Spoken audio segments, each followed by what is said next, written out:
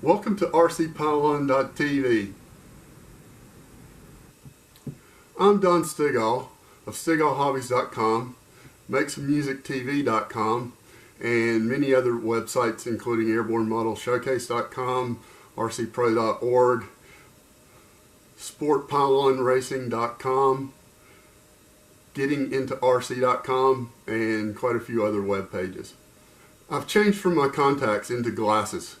I'm going to be cutting these parts on the Jigsaw, and I have very bad nearsightedness. I normally wear monovision contacts where I have reading in my left eye and distance in my right eye.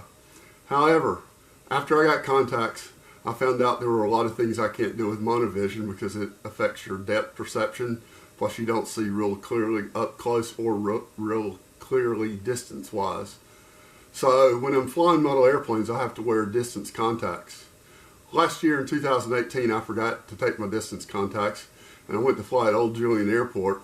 I was just flying a sport plane. It only went about 100 miles an hour, but I couldn't really see it in the sky with the monovision, and I wound up crashing it into some trees.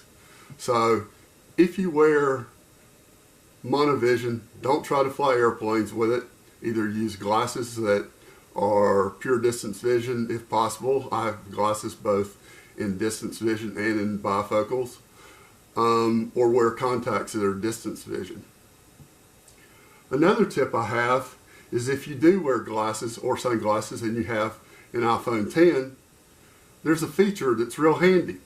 I wear a CPAP at night, and I was having problems because I'd get a call or a text or need to get on the phone for some reason, and it wouldn't recognize me with the CPAP.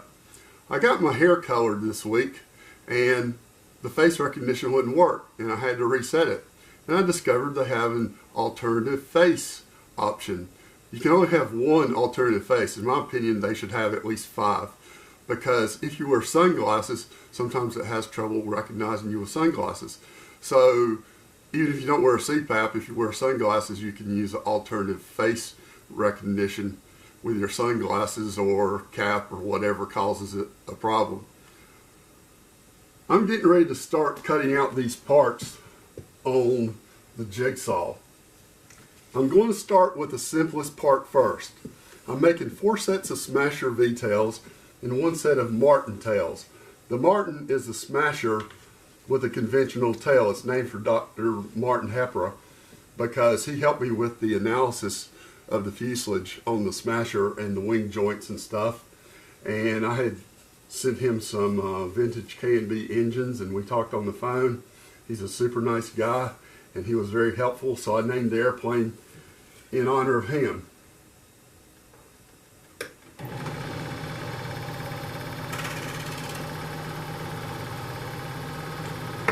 And I have to take my glasses off to be able to see this.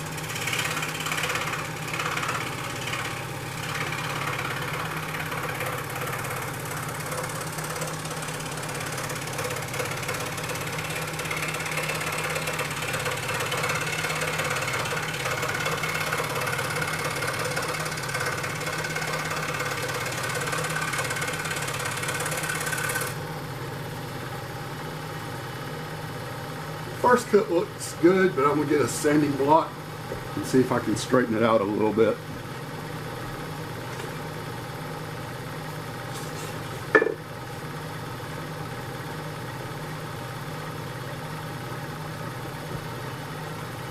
Before I start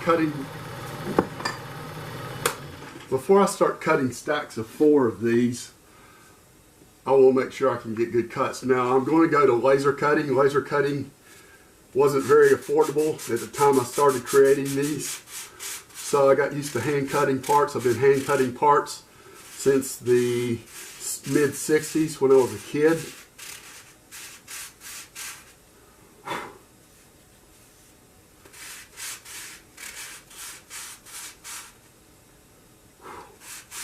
And that looks quite nice. So I'm on the path to getting some cutting done. Now I'm going to go ahead and finish these pieces before I start on the Smasher parts. And one thing you want to do is slow down the scroll saw to about as slow as you want to go Don't try to do it fast because it'll make the balsa pop up on you. If you keep it slow, you keep good down pressure, you won't have a problem. So take it nice and slow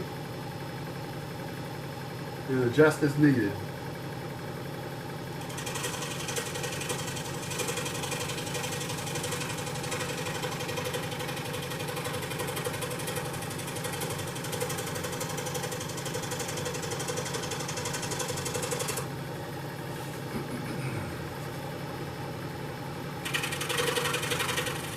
Well, I messed up a little bit there.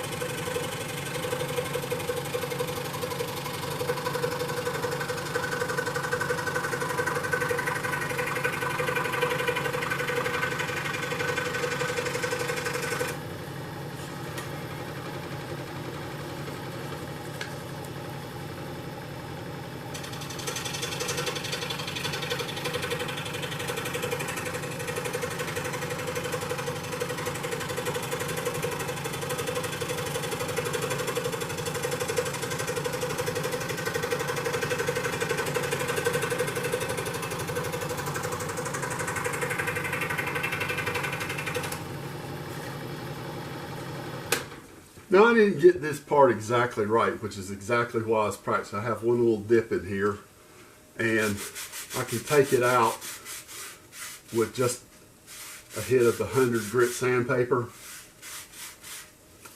And I would have to sand these anyway, and the rudder is not critical in shape, and the size is plenty big to take a little bit off. So that cut pretty well. Now I have two rudder pieces, and we'll go ahead and cut those out and try cutting a 1/2 inch at a time. See if my speed is okay.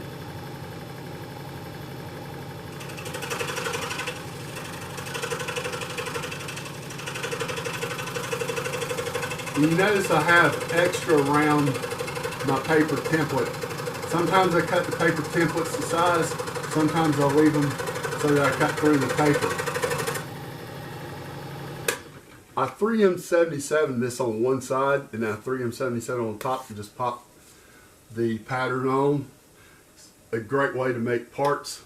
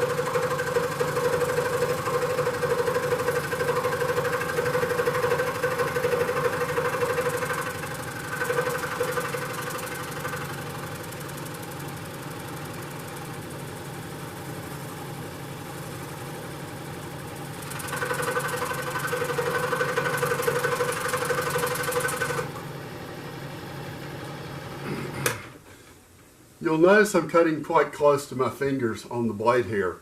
I have a long fingernail. I've been keeping these fingernails cut close because of playing guitar and bass and other stuff with my left hand. But a jigsaw is not going to jump out and bite you. It is okay to hold it close as long as you don't hit the blade. You have to be extremely careful. Anything you get from my videos, use at your own risk. I'm going to try sanding this. Usually I sand the parts individually instead of in a block of 4. But this is only 2 pieces thick. Normally I separate them, then sand them, and then I do the slotting for the 64th inch plywood.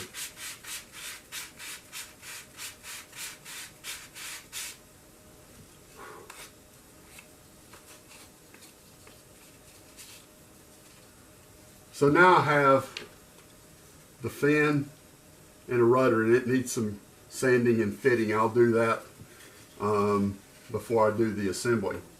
Now the last piece of this is a funky little thing that has tips that look kind of like the Quickie 500 known as the bird of prey, and some full-scale airplanes have.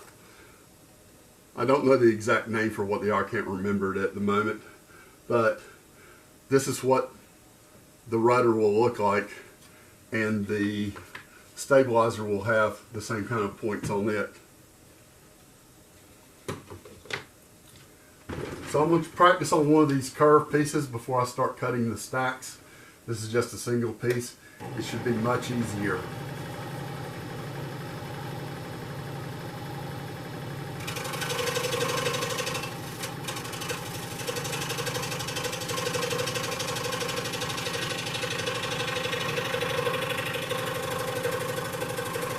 The trick is to not let your fingers be in the path of the saw blade. So keep it behind the saw blade and push, and keep it held down tight with your right hand, and you will get much better cuts. This is a Ryobi scroll saw, a 16 inch. It was less than $200. Everything on my tool table combined was under $500 in terms of the tools.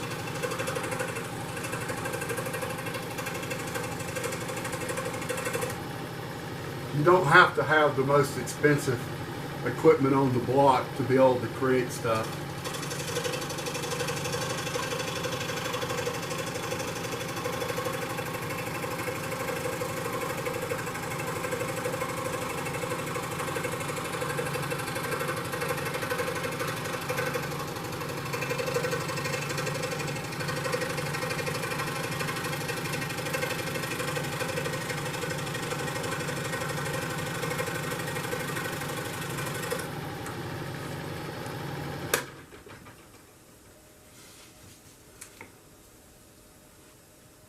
So now I have my cutout fin and rudder, and the next step will be to slot this for 64th inch plywood, and I'll be showing how to do that.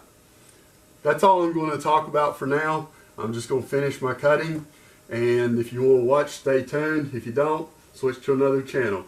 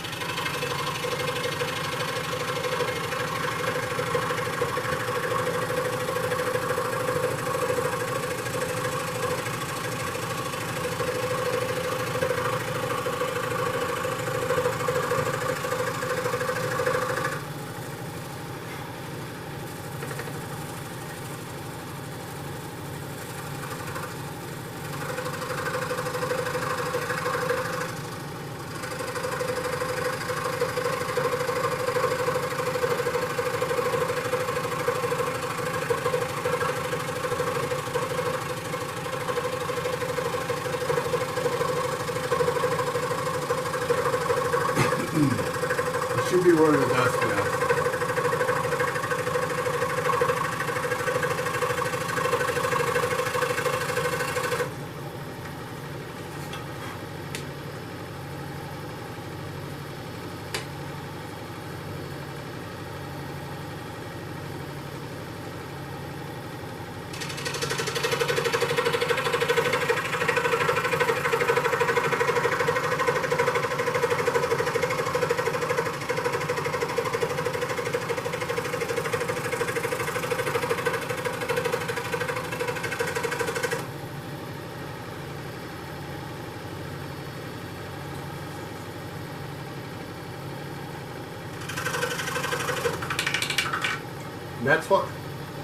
That's what happens when you don't hold it down tight enough. That's exactly why I'm practicing, because cutting stacks of 4 is even harder.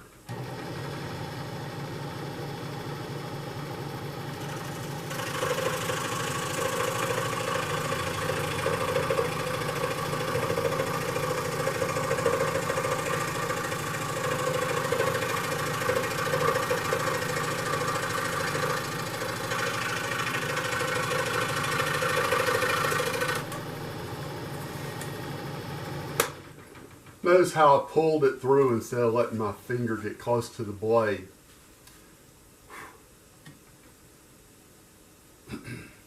Here's another thing. These drawings were done in AutoCAD or Visio. Everything I cut, whether it's a servo tray, even if it's one-time use, I draw it up and print it out. I used to do that with drawings back when I was a kid and in the 70s when I was modeling a lot and doing a lot of control line speed stuff. But when I started learning the drawing programs, I found out how much easier it was. My good friend Jim Katz draws everything he does up in AutoCAD. He's building a full-scale flybaby, and it's impressive as it can be. He's already built a boat, I think, out of mahogany.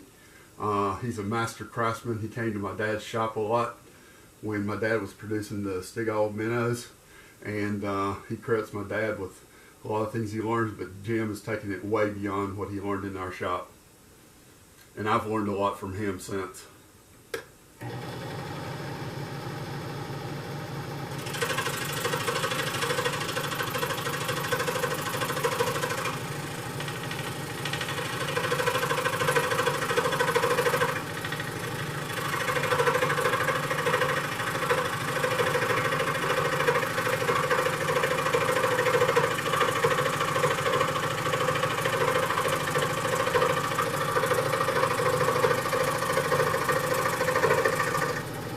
Hold it down tight again. Can't make that mistake.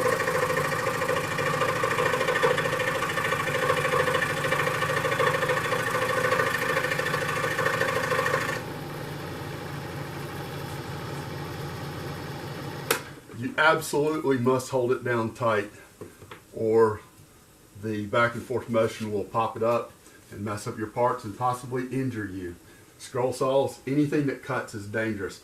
When I was about, I think I was in the 5th grade, I had built a T-tail rivets, and it had a Golden Bee engine on it, and I was flying it at a baseball diamond at school. I reached over the prop, and it caused this cut on my hand. It came real close to an artery. I spent about 5 hours in the hospital in the ER. Model airplane props are dangerous. Electric motors are even more dangerous than gas engines, in my opinion, because if you start one, I cut the corner off of a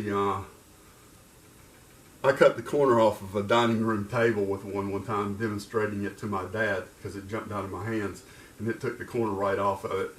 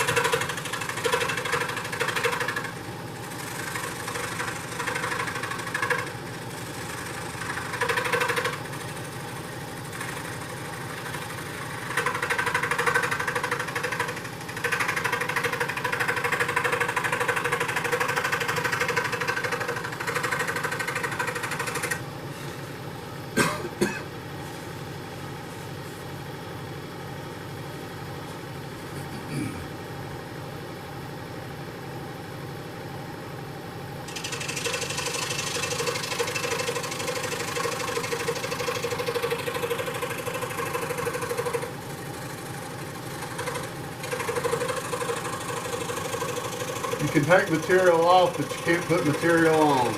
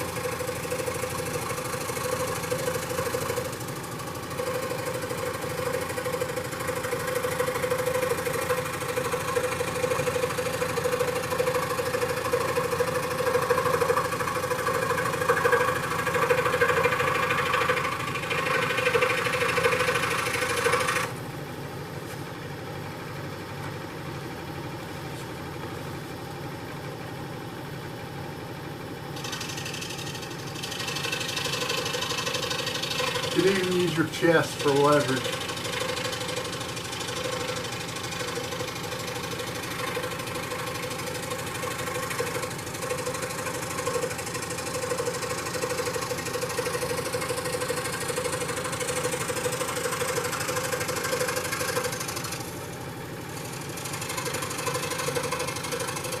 Driving with your hands is much more precise.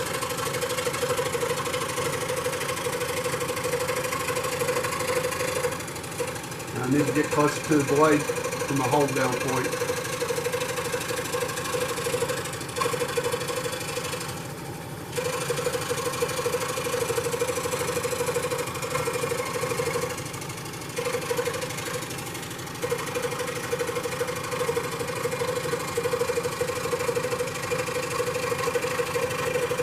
I may run out of space since this is only a 16-inch.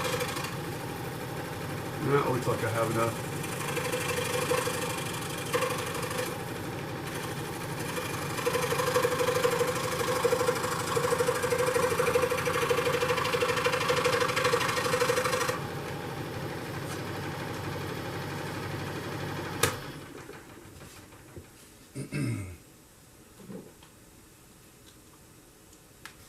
So in less than 30 minutes, I have the tail cut out.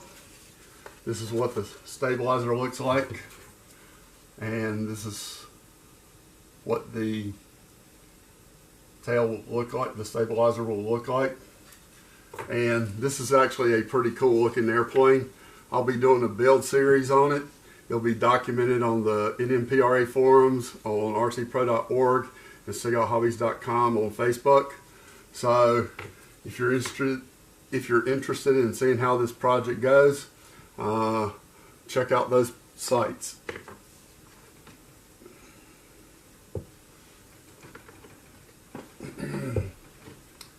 About my fingernails.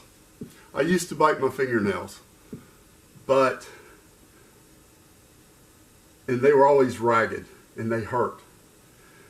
I had some anxiety issues because of my Crohn's disease, and I started seeing a psychologist in 2000 or 2001. And she told me if I could stop biting my fingernails, I could break one of the hardest habits in the world to break. It's said that biting your fingernails and stopping is even harder to stop than cigarettes. I stopped. How did I do it? I have clippers everywhere I'm going to sit. I have clippers at my bed. I have clippers in the family room. I have clippers at my desk in my office. I have clippers at my desk at home. And I keep a pair in my computer bag. So anytime I nick a finger, like I've nicked some doing this today, I trim my fingernails so I don't bite them. And by trimming my fingernails and not letting them grow back, my fingers don't hurt, and I can trim these extremely close for playing guitar as long as I don't trim them too close, and I don't have to bite my fingernails to play guitar. That's another little life tip. I'm going to cut out the smasher parts, and then I'll move on to the slotting. Now I'm on to cutting the smasher parts. The first part I'm going to cut is a non-pointy tip stabilizer piece. I have the pointy ones. They're much harder to shape, because with this one you can just shape it this way and shape it around this way, and it's very easy. So the first smasher tail I build is going to have the non-pointy tips.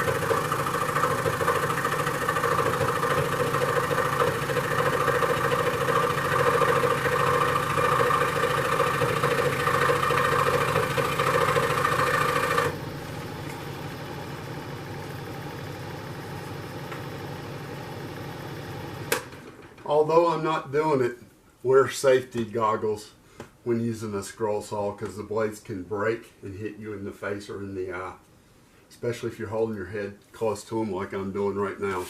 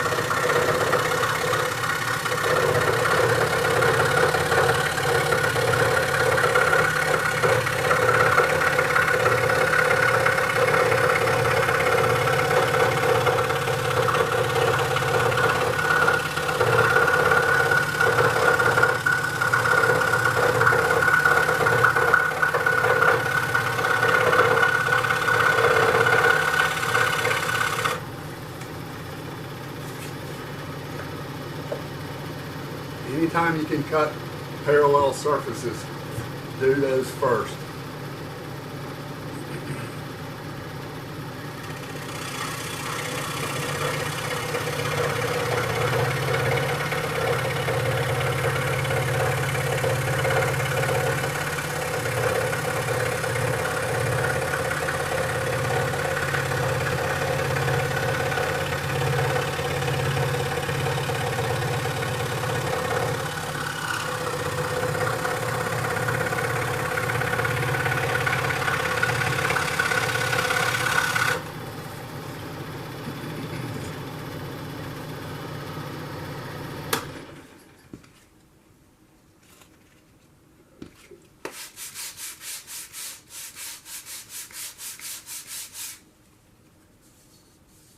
Pretty doggone good cuts.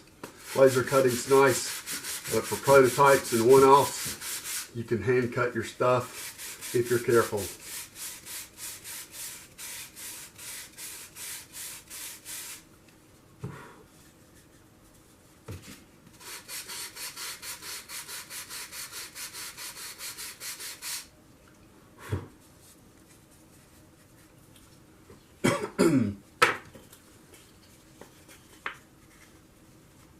So now I have a half with the regular tips cut, and I'm going to cut the curved tips, which this will be the hardest cut I do.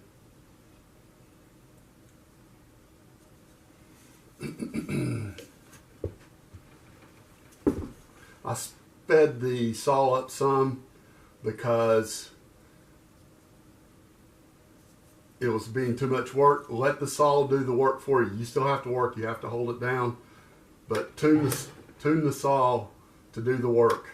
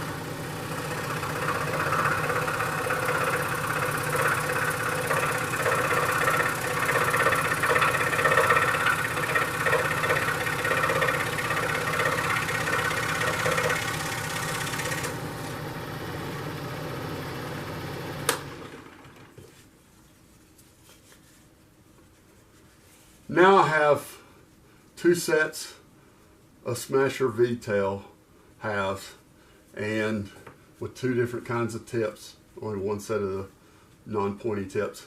These are mine.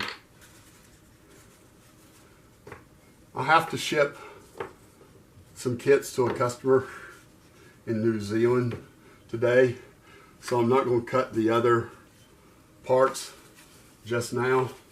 I'll save those for after I do the slotting of the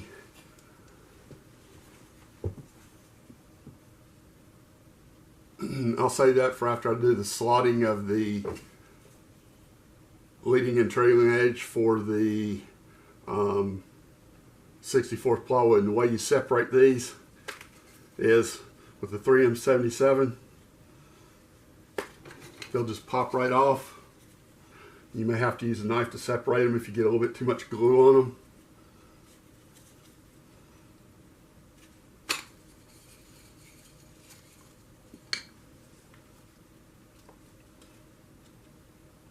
But to be able to do the 64th, they got to be separated.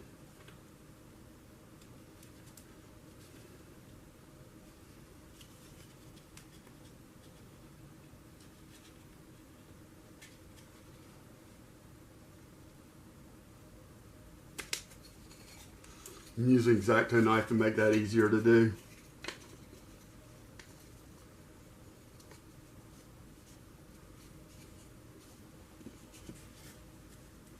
I'm going to go get an X-Acto knife for those. The paper usually pulls right off as long as you don't put too much 3M77 on it.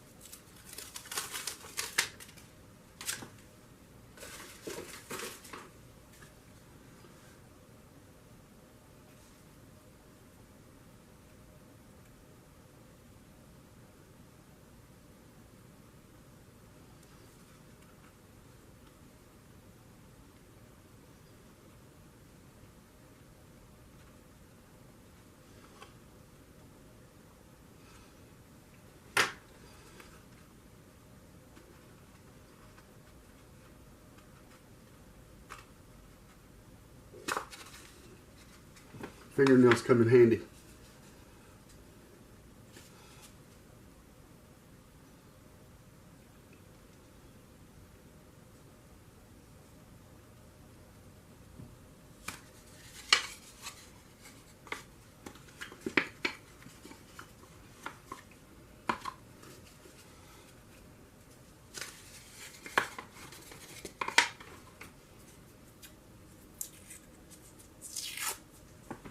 That paper didn't come off too easy.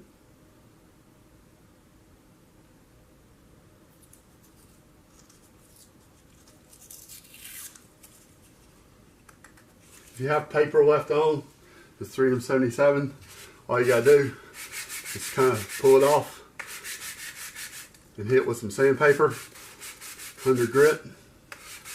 Take the paper right off.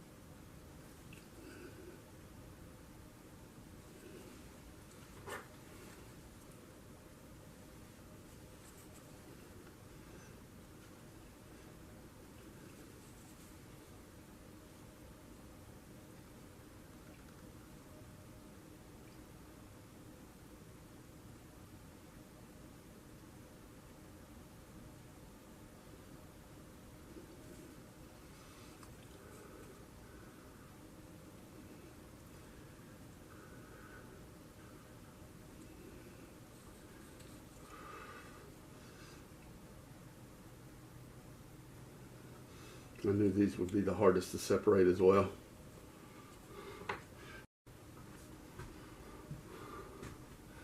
Now I'm going to show you how to slot tail surfaces for 64th inch plywood.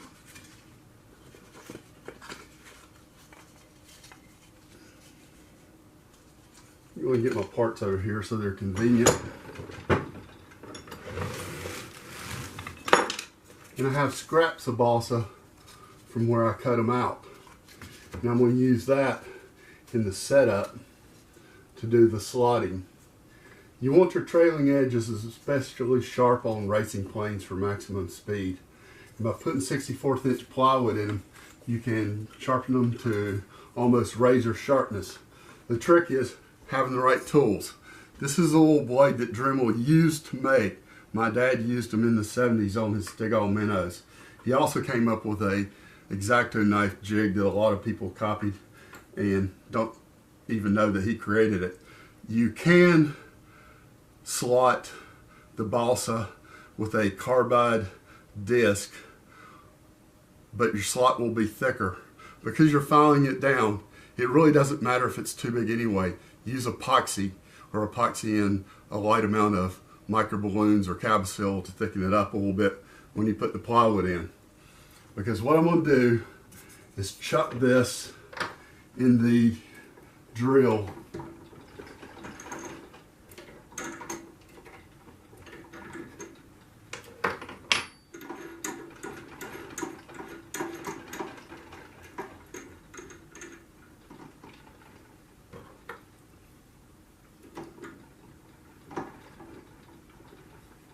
And then what I'm going to do is move the table up reasonably close to it.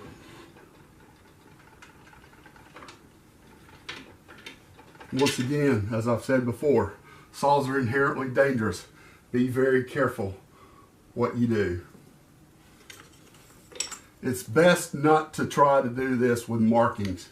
It's best to do it by eyeball because you can actually judge better with your eyeball than a mark will help you.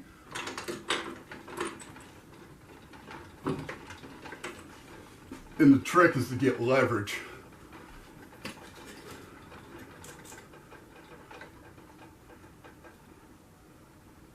And eyeball it until it's nearly perfect.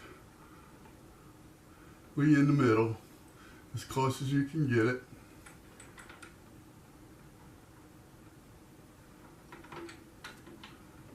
And light the table down. Now what you do is make a test cut. And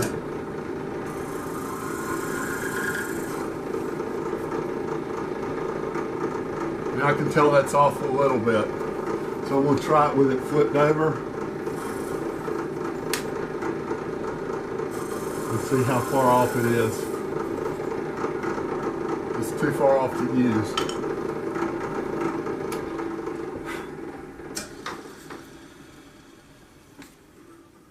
And the table is down just a little bit too much.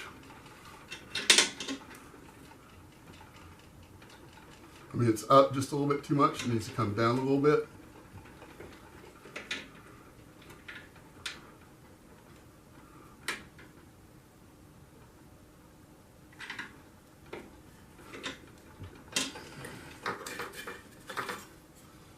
And we'll sight it and see if it looks good. I took it up, I took it down too far. When you're setting up to do this, it's best to do all the slotting you're going to do at one time, because it's a little bit of a pain with some drill presses. Now, a more expensive drill press that you can lock in place and you don't have to move the table, it's actually much easier on. So if you're going to be doing this a lot, invest in a more expensive drill press.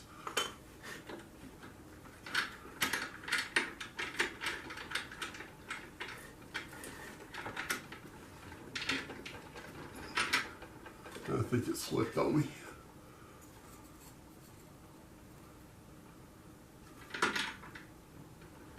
It slipped just then. I know for sure it did.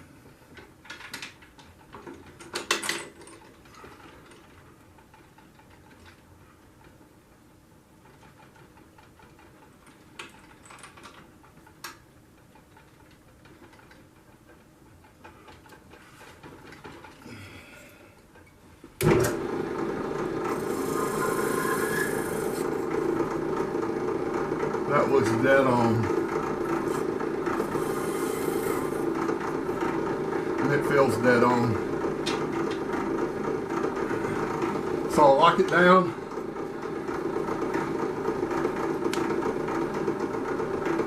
And you want to go towards the motion. Instead of starting with a complex part or a bigger part like a stab half, I'm going to start with an elevator piece because they're much more easy to replace. And you don't start all the way out at the end. What you do is start in from the end and then pull it back and then start cutting.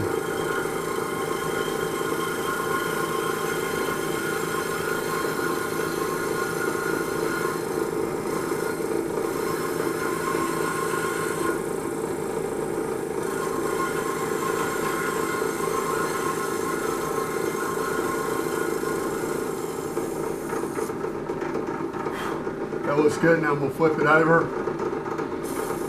because the stab's got to be symmetrical. And like I said, the gap can be filled. And we have a slotted part, perfect for 64th inch plywood. I'm going to go ahead and show you one of the rounded pieces. Once again, I don't start all the way out at the tip. I'll let it come back.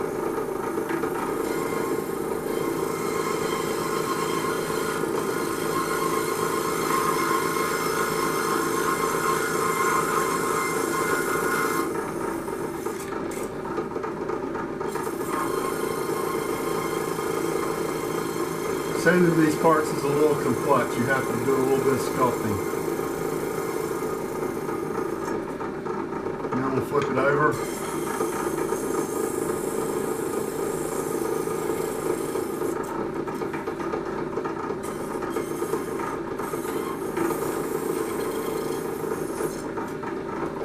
And now there's an end piece ready.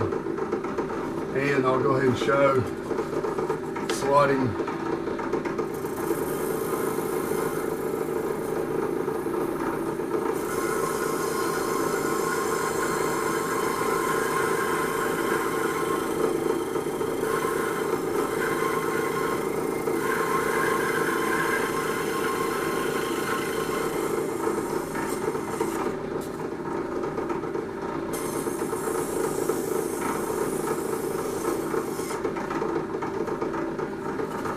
So now I have 1/2 of a stab fully slotted for plywood,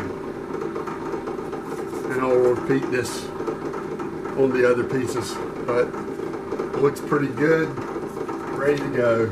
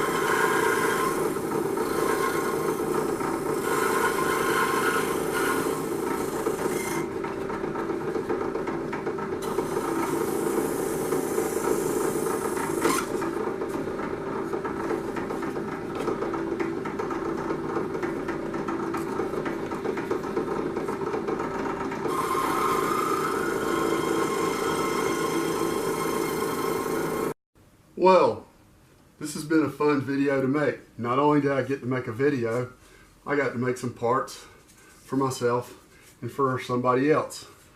And here I have 2 fully cut and slotted stabs for a smasher. And I'll be doing a complete video build series on building the smasher and the Martin. Look for them on the NMPRA forum or the Facebook pages I mentioned. And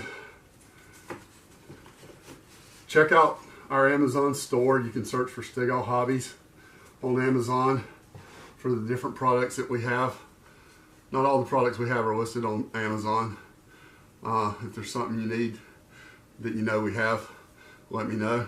One thing I'm going to be doing is selling carbon fiber tubes and sleeves for EF1 planes, because a lot of people have had supply issues with those, and I have a perfectly matched set, and I have tubes that fit in other planes. So thanks for watching. Hope you'll subscribe to this channel and my other channels, and check out MakeSomeMusicTV.com. It's a concept I've been working on since 2015. It's all about how to get started playing music, even if you're not musical. Even if all you're doing is using an iPhone or an iPad or an Android device, you can make music with an iPhone or an iPad. You don't even need any additional hardware. That's going to be really cool. So stay tuned, and again, thanks for watching.